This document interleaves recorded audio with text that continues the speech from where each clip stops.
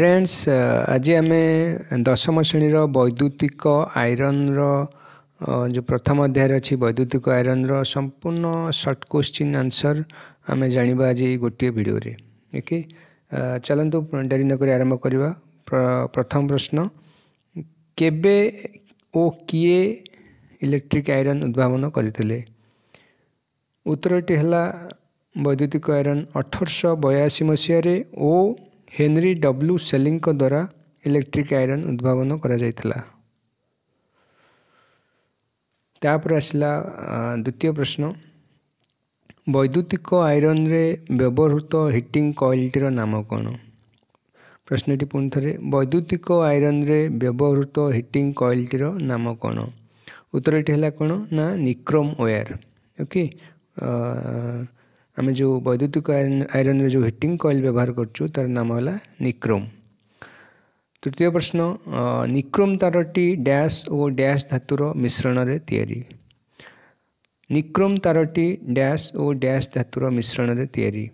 उत्तरटी है 80% निकेल और 20% क्रोमियम धातुर मिश्रण रे तैयारी।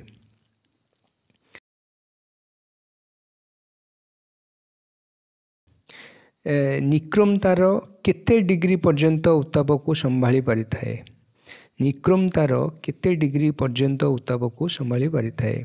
उत्तरटी है 1400 डिग्री पर्यंत उत्ताप को संभाली पारि थाए। परवर्ती प्रश्न, निक्रोम तार कॉइल को इन्सुलेटेड करने पाई एहार चारिपटरे केउं पाउडर एक स्तर आवरण दि जाए? प्रश्नटी पुणी थे, निक्रोम कॉइल को इन्सुलेटेड करने पाई एहार चारिपटरे केउं पाउडर व्यवहार करा जाए? उत्तरटी है मैग्नेशियम ऑक्साइड पाउडर। ओके, उत्तरटी है कौन? Magnesium oxide powder. ओके, आम जा परवर्ती प्रश्न को, वैद्युतिक आयरन रे व्यवहृत स्विचर नाम कौन? वैद्युतिक आयरन रे व्यवहृत स्विचर नाम कौन? उत्तरटी है कौन? थर्मोस्टाट, जे कि ताप को नियंत्रण करी आयरन को ऑन ऑफ कराउछि।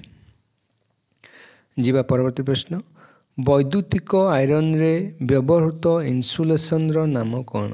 उत्तरटी है कौन? माइका। वैद्युतिक आयरन रे व्यवहृत हेउतिबा इन्सुलेशन रो नाम माइका अटे। एबे जीवा परवर्ती प्रश्न, थर्मोस्टाट केते प्रकार अटे? प्रश्नटी पुणी थे, थर्मोस्टाट केते प्रकार अटे? उत्तरटी है थर्मोस्टाट दुई प्रकार अटे। गोटे है बाइमेटाल थर्मोस्टाट, द्वितीयटी है नियंत्रित थर्मोस्टाट।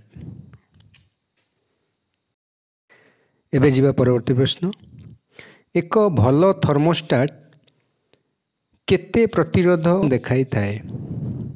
एक भल थर्मोस्टाट केते प्रतिरोध देखाई थाए? उत्तरटी है 0 ओम बा अल्प किछि ओम देखाई थाए। उत्तरटी है 0 ओम बा अल्प किछि ओम देखाई थाए। एबे परवर्ती प्रश्न, वैद्युतिक आयरन साधारणतः केते वोल्ट रे कार्य करिथाए?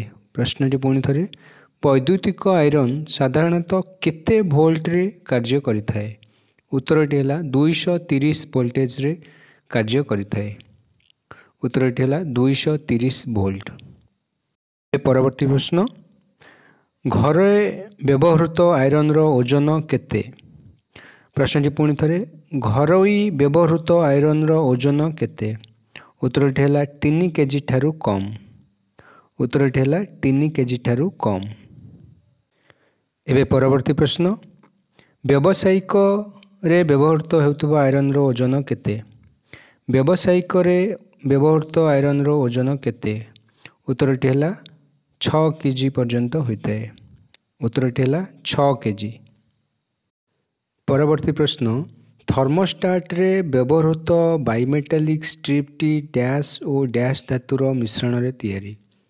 प्रश्नटी पुणी थे, थर्मोस्टाट रे व्यवहृत बाइमेटालिक स्ट्रिपटी डैश और डैश धातुर मिश्रण रे तैयारी। उत्तरटी है लुहा और पित्तल रे तैयारी। उत्तरटी है कौन? ना लुहा और पितल मिश्रण रे तैयारी।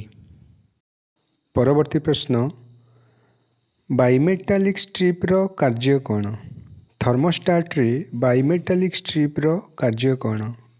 उत्तरटी है थर्मोस्टाट रे थिबा इनपुट और आउटपुट टर्मिनाल को संजोग करने पाई बाइमेटालिक स्ट्रिप रो व्यवहार करा जायथाय। उत्तरटी है कौन ना थर्मोस्टाट रे इनपुट और आउटपुट टर्मिनाल मध्य रे संजोग करने पाई बाइमेटालिक स्ट्रिप रो व्यवहार करा जायथाय। परवर्ती प्रश्न है वैद्युतिक आयरन बाजार रे विभिन्न डैश रे मिलिथाय।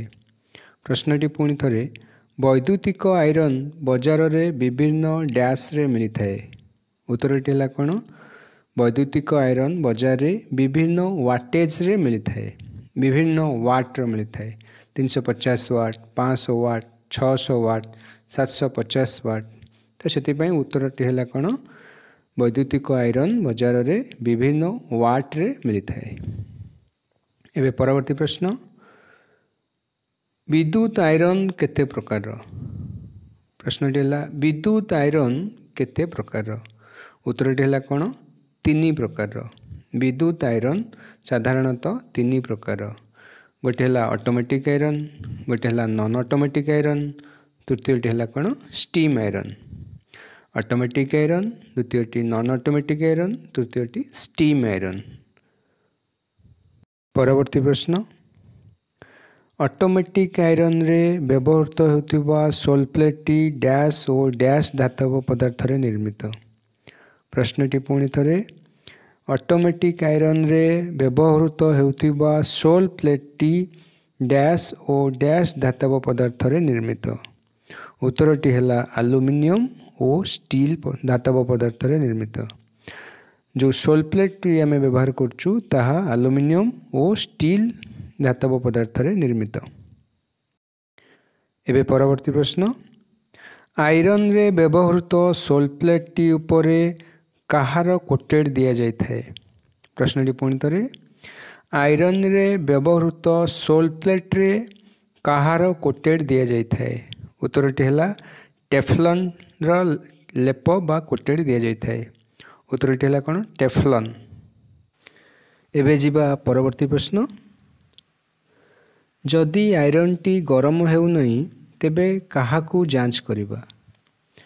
आमे प्रथमे पावर केबल तापरे थर्मोस्टेट तापरे हीटिंग कॉइल को आमे चेक करिबा।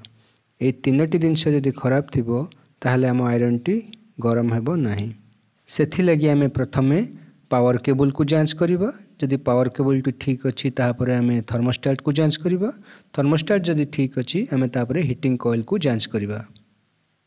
परवर्ती प्रश्न जदि आयरन को विद्युत सप्लाई आसु नहीं तेबे डैश को बदलाइबा। प्रश्नटी पुणी थरे आयरन को विद्युत सप्लाई आसु नहीं तेबे डैश को बदलाइबा। उत्तरटी है पावर केबल बा पावर कॉर्ड को बदलाइबा। एबे परवर्ती प्रश्न रेशम कपड़ा पाई आवश्यक तापमात्रा डैश रहिबा आवश्यक। प्रश्नटी पुणी थरे रेशम कपड़ा पाई आवश्यक तापमात्रा केते रहिबा आवश्यक। उत्तरटी है 280 रु 300 डिग्री फारेनहाइट बा 138 रु 150 डिग्री सेल्सियस। 280 रु 300 डिग्री फारेनहाइट लिखिपर बा 138 रु 150 डिग्री सेल्सियस मध्य लिखिपर। बेजिबा परवर्ती प्रश्न पावर इंडिकेटर रे व्यवहृत होतिबा बल्ब रो नाम कौन? प्रश्नटी पुणी थरे पावर इंडिकेटर रे व्यवहृत होतिबा बल्ब टीर नाम कौन? उत्तरटी है नियन बल्ब। इलेक्ट्रिक आयरन रो पावर इंडिकेटर जो बल्ब व्यवहार कराउची ता नाम है नियन बल्ब। एबे जिबा परवर्ती प्रश्न इलेक्ट्रिक आयरन रे तापमात्रा को नियंत्रण करबा पई आमे केउ उपकरण व्यवहार करिथाउ। प्रश्नटी पुणी थरे इलेक्ट्रिक आयरन रे तापमात्रा को नियंत्रण करबा पई आमे केउ उपकरण व्यवहार करिथाउ। उत्तरटी है थर्मोस्टेट। थर्मोस्टेट द्वारा आमे से ताप को नियंत्रण करिथाउ। एबे जिबा परवर्ती प्रश्न, वैद्युतिक आयरन रे त्रुटि थिबा उपकरण को आमे केउ बोर्ड साहाय्य रे चेक करिथाउ।